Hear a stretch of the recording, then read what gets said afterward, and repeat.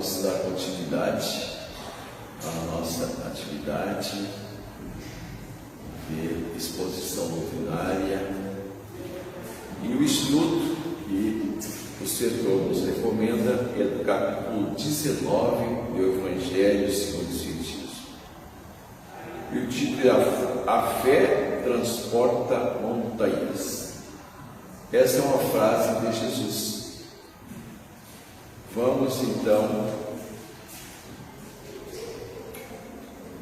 fazer um estudo no entendimento espírita a respeito da fé.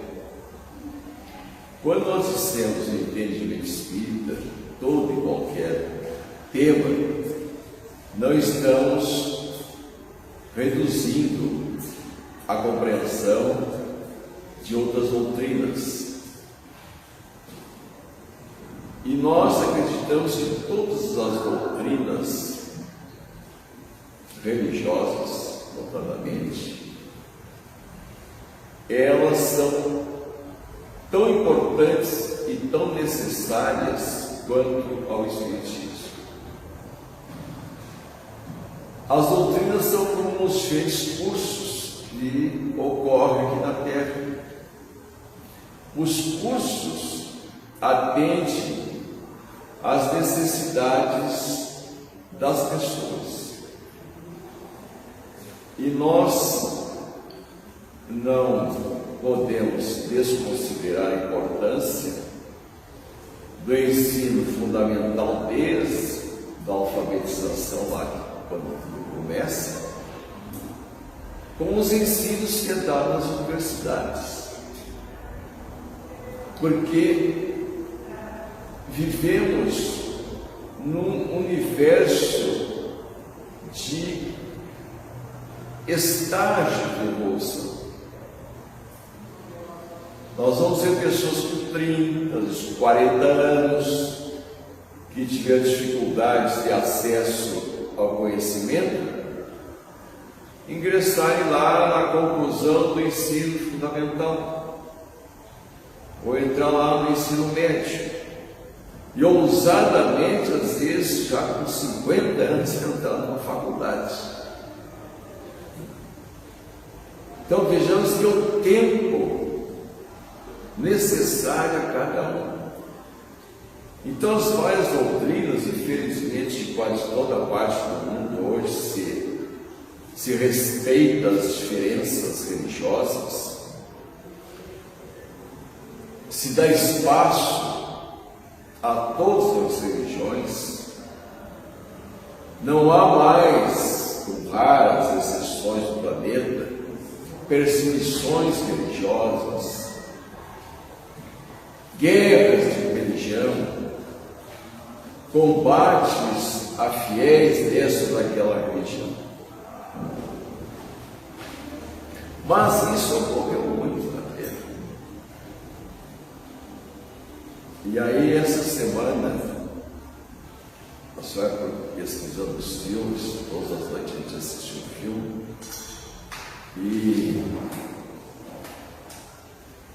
e aí ela encontrou um filme muito interessante, que eu recomendo, Silêncio, o título do filme. É um longa-metragem, nós assistimos, a gente começa meio tarde, 9h30 da noite, 9 e pouco, então assistimos a metade, pegamos o dia. E aí na comédia, mas a gente lê bastante, e conheço bastante a história do cristianismo, desde a implantação do cristianismo após Jesus, o cristianismo nascente, as lutas, as perseguições. Houveram 300 anos de perseguição e matança cruel aos cristãos, aos livres cristãos que eram torturados e mortos cruelmente. E é uma coisa recente que eu não conhecia, nunca tinha ouvido falar. A gente ouviu falar na Inquisição, que foi lá em 1200 e poucos, que foi o movimento do fanatismo católico tentando o clero impor a religião católica ao mundo, ocorreram 500 anos de perseguições e mortes cruéis, em que o Papa era o comandante-chefe das lutas, das guerras, das matanças. E cardeais eram comandantes de tropas, bispos eram guerreiros, padres eram lutadores. Essa Inquisição a gente conhece bastante, enfim. Mas esse filme, Silêncio, ele mostra a Inquisição que houve no Japão. E não faz muitos anos. Em 1620 iniciou uma perseguição cruel aos cristãos e que durou cerca de quase 200 anos. Naquela época, Portugal enviava muitos sacerdotes para vários continentes, o movimento é chamado catequização, levando a mensagem de Jesus, a mensagem do Evangelho, a povos ainda bastante atrasados, que eram colônias de Portugal, e outros povos que não eram colônias de Portugal, mas lá estavam missionários, padres jesuítas, e foram para o Japão um bom número de padres jesuítas pregarem o cristianismo. Então, nesse filme, a gente vê a crueldade. Eles conseguiram agregar muitas pessoas, muitos japoneses, à crença do catolicismo, a seguir os ensinos, as missas, as práticas litúrgicas da igreja, e sofreram perseguições cruéis. E aí algo novo que eu não sabia. Somente em 1763, um imperador japonês aceitou o cristianismo no Japão. Então, veja, não faz nem 200 anos que o cristianismo é aceito no Japão. E hoje o número de cristãos no Japão é 1 a 1,5%, porque é livre o cristianismo lá, mas ainda há muito preconceito com o cristianismo. Predominantemente é a religião budista, que é seguida no Japão. E eu diria um budismo meio distorcido, porque o budismo, na sua essência, é uma bela doutrina de paz, de amor, de vários princípios cristãos. Essas diferenças do nosso planeta, no contexto religioso, se deve historicamente, desde os primórdios da humanidade, que intuitivamente tinha a ideia e aceitava a existência de um ser superior. Isso por quê? Porque o homem sempre buscava unir forças, ampliar forças, e buscava o apoio de seres superiores.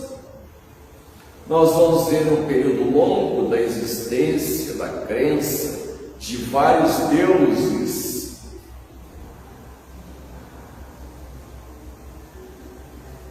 E sucessivamente as várias culturas foram criando rituais para oferecer forças ao indivíduo. Porque nesses embates que na Terra ocorreram, muito mais do que hoje nós vemos guerras violentas com a tecnologia atual, mas sempre houveram guerras de grande destruição. Os guerreiros buscavam forças para conquistarem, dominarem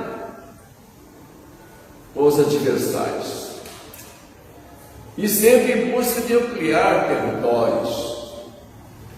Então nós vamos encontrar na literatura sobre esses aspectos do homem buscando somar forças com o misterioso, invisível.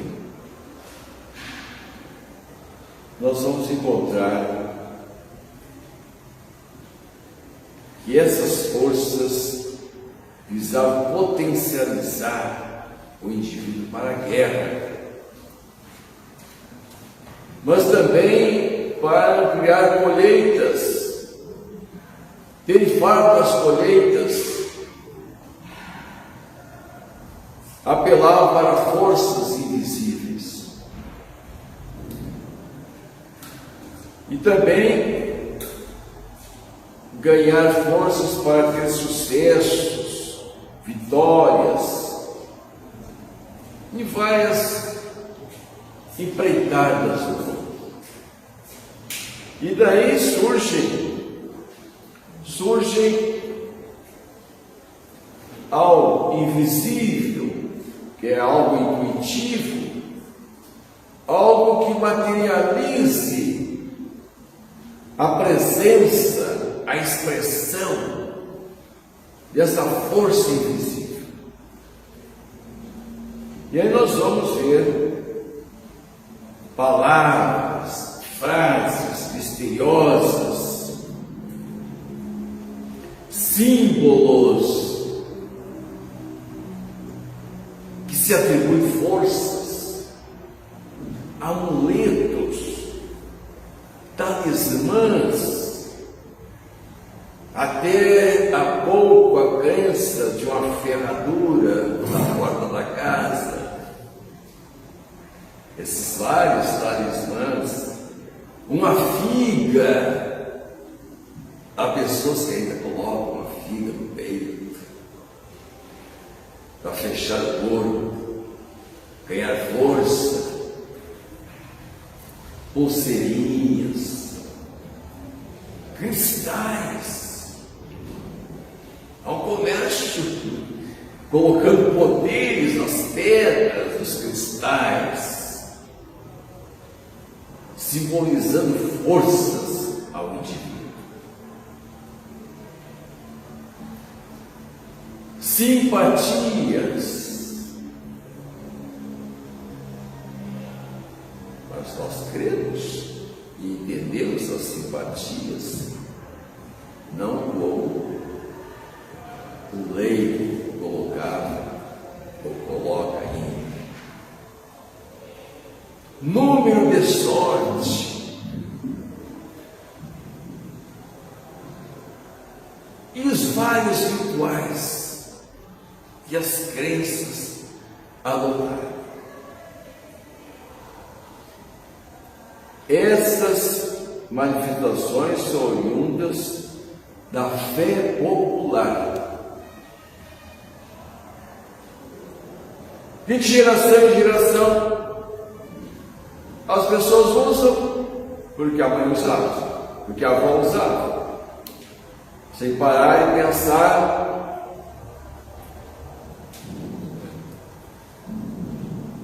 no significado maior. Alguém nos dá uma oração milagrosa. Nós copiamos oração milagrosa. colocamos no bolso.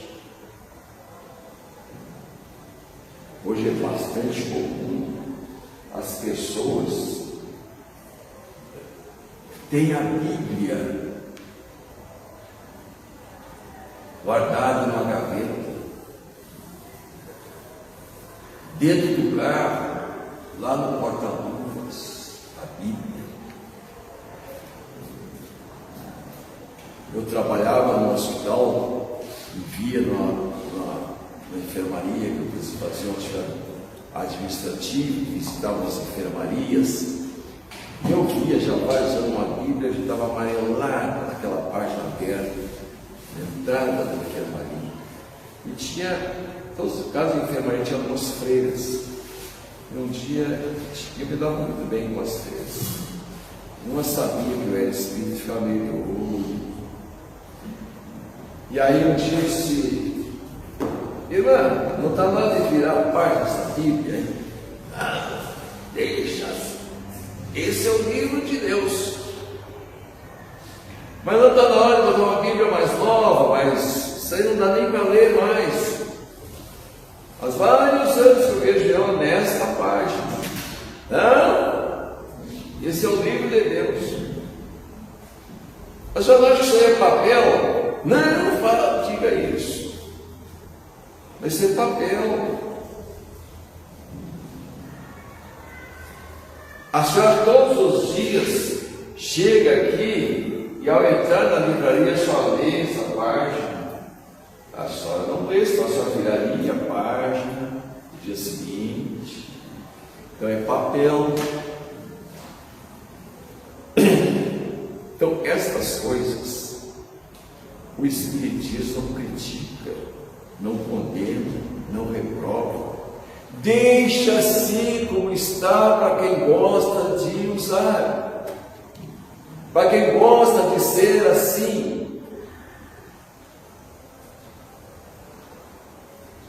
Agora, quando a gente estuda o Espiritismo, nós estamos fazendo aqui estudando, a gente começa a mudar.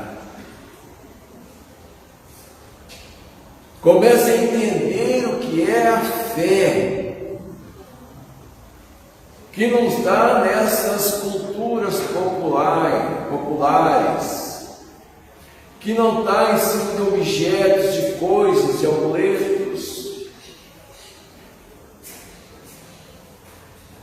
Começamos a entender que fé é algo poderoso, que a fé é que dá força. E aí Allan Kardec começou a questionar os espíritos sobre a fé.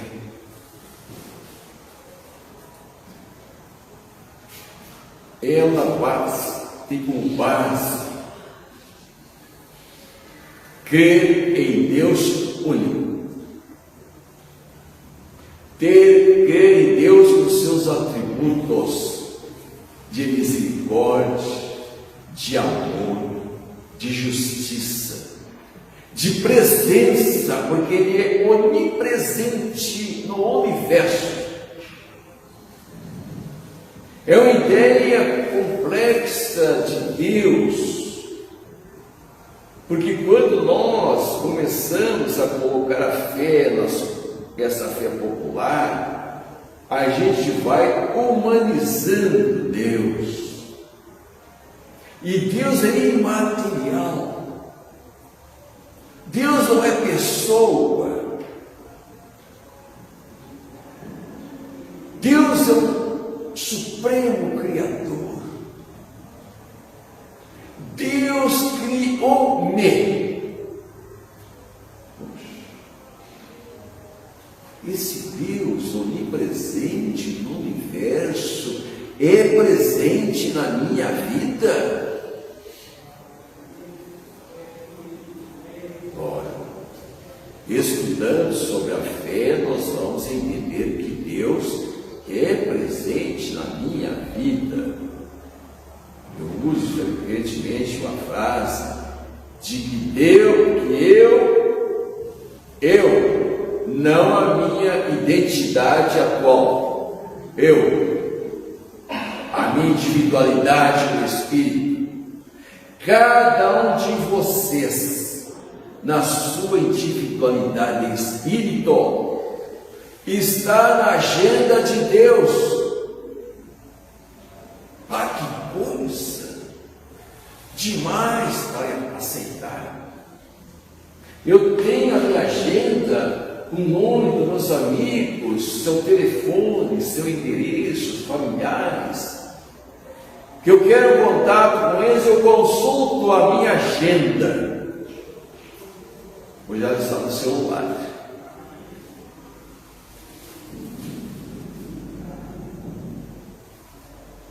E eu consto na agenda de Deus.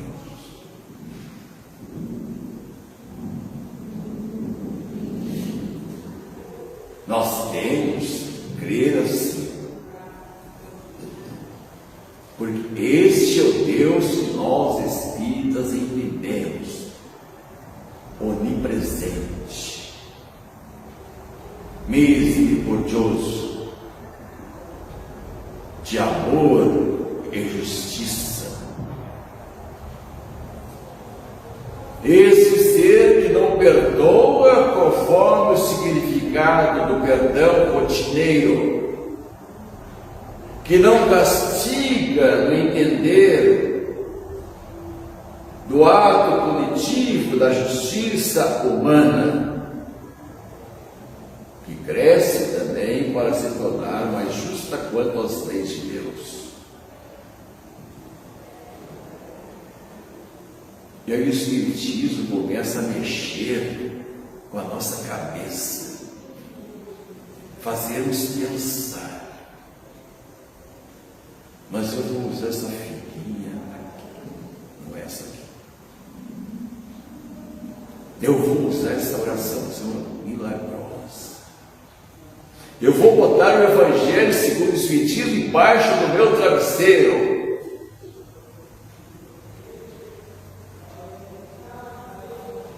A gente começa a entender que não é bem assim. Que nós, para desenvolvermos a nossa fé, nós temos que nos tornar e exercer a nossa imaterialidade,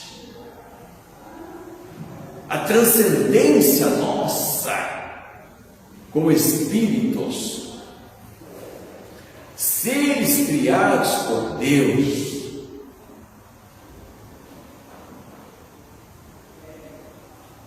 Quando nós estamos estudando, antecedendo essa redação sobre oração, a gente começa a entender que quando nós entendemos exatamente o mecanismo da oração, nós nos conectamos com Deus.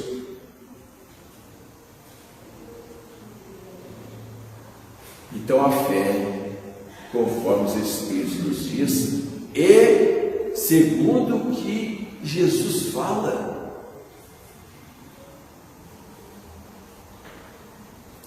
A primeira lição que Allan Kardec coloca neste capítulo é o poder da fé, e traz algumas explicações de espíritos luminares. Mas Allan Kardec colocou um ato de Jesus que eu acho assim formidável. No livro Primícias do Reino, da grande poetisa Amélia Rodrigues, que escreveu vários livros psicografados por Divaldo Franco, nesse livro ela narra esta cena aqui. Jesus acabava de descer o Monte Tabor. Foi um dos momentos mais exuberantes da vida de Jesus. Porque quando ele foi subir, antecedia essa suba, um momento em que o povo se reuniria lá embaixo, porque sabia que Jesus estava na cidade e que falaria com o povo. E Jesus deixa alguns apóstolos ali recebendo o povo. e convida Pedro, Tiago e João para subir 524 metros de altitude. Lá no morro era tardinha e caía a noite. E está lá o texto bíblico. Os apóstolos cansados, a caminhada, deitaram, dormiram, enquanto via que Jesus estava circulando e orando, e surpreendem-se numa conversação, acordam-se e veem dois seres junto de Jesus, envoltos numa nuvem que era branca e iluminava, e identificaram que Jesus, em oração, ali se fazia presente dois seres com Jesus. Era Elias, que morrera grande, profeta que morrera 700 anos antes de Jesus.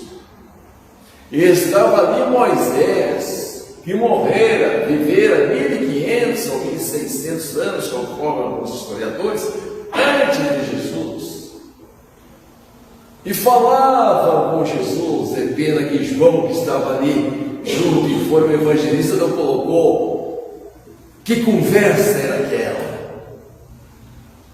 de Jesus com dois espíritos de unidade, dispersa, sublimes. Depois descer, estava lá a multidão, e havia um burburinho, uma confusão, porque alguns apóstolos estavam tentando acalmar um jovem que estava ali com seu pai. E quando Jesus chegou perto, aquele jovem se debatia no chão, o pai não o continha. Ele, vendo Jesus, disse: Senhor, eu sei que tu pode curar o meu filho, eu com ele sofro muito, desde criança. Os espíritos do mal jogam-no na água, no fogo. E Jesus se aproximou do jovem, estendeu a mão, falou com espíritos que obsidiavam aquele jovem, libertou o jovem, entregou para os espíritos conduzi-lo e restitui a saúde do jovem, que desperta e pergunta: onde estou, o que está ocorrendo? O transtorno de longos anos desaparecera. Naturalmente que os apóstolos eram alunos de Jesus, estavam aprendendo com Jesus, tinham como foro de futuro luminares espíritos, que também fizeram muito do que Jesus fez. Perguntaram para Cristo: Mestre, por que nós não conseguimos afastar este espírito mau? Que é a nossa lição, poder da fé. Jesus disse: faltou-lhes fé. E Jesus dá um alento a eles. Não diz que eles não tinham fé. Quando tiveres a fé do tamanho de um grão de mostarda, direis para essa montanha: passa dali para lá e de lá para cá. Isso acontecerá. é a simbologia, porque as montanhas estavam ali junto ao povo, as mazelas humanas. E dos espíritos aqui, eu vou ler que as montanhas são as nossas dificuldades, as nossas resistências, a nossa má vontade, os nossos preconceitos, os interesses materiais acima dos espirituais, o egoísmo, o fanatismo, as paixões. Não é a Roberto Jobim que está dizendo isso. Eu estou lendo o que vocês escreveram. Se eu não é verdade isso, é com eles. As montanhas que a fé deslocava, conforme Cristo recomenda aos apóstolos, são essas dificuldades dadas.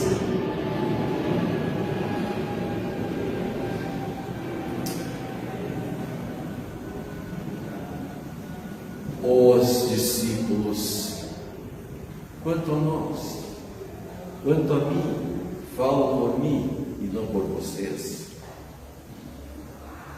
É a fé vacilante, que resulta da incerteza, de dúvidas e hesitações. Nós temos fé já ao longo do tempo que estamos em contato com a doutrina espírita, mas a fé, conforme Jesus coloca aqui para os apóstolos, ela tem as suas gradações, e é da fé vacilante que resultam as incertezas dos espíritos.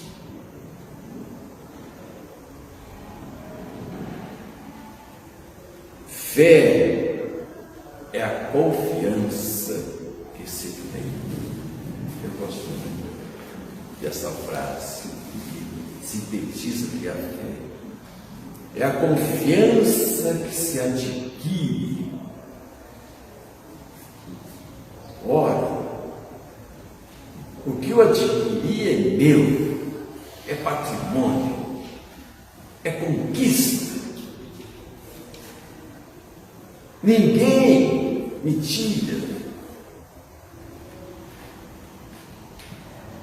É a confiança, a fé, que se adquire. Não se transmite para o outro a fé. Pode-se auxiliá-lo a adquirir.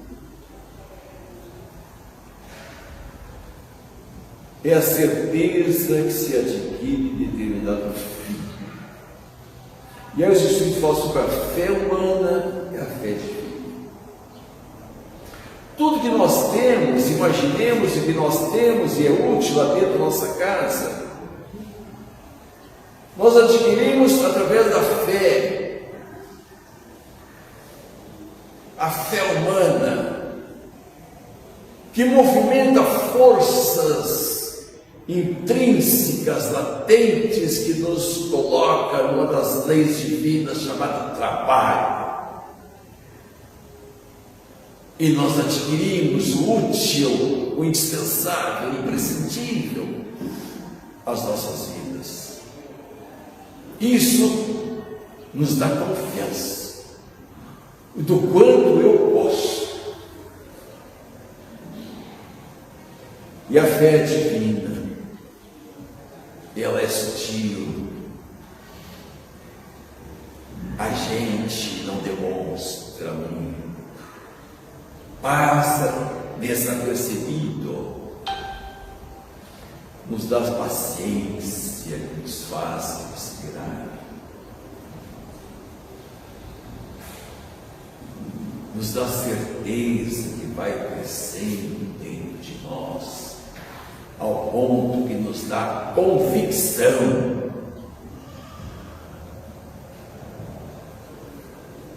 nos dá a aceitação de Deus, nos dá a aceitação do Evangelho. Nós nos convencemos do Evangelho. Contudo, o ápice da fé é a conversão. Quando nós nos convertemos a Jesus, quando nós nos convertemos ao Espiritismo, nós entramos para receber um passe e nos enche de energia. E é capaz de ocorrer um milagre que esperamos, de uma cura. Como nós vamos ver em várias passagens de Jesus. Senhor, Senhor, que fizeste em mim, eu estou curado. Dizia o Cristo à mulher que abençoou a condição humana, acometida de uma enfermidade por longos anos, de uma hemorragia.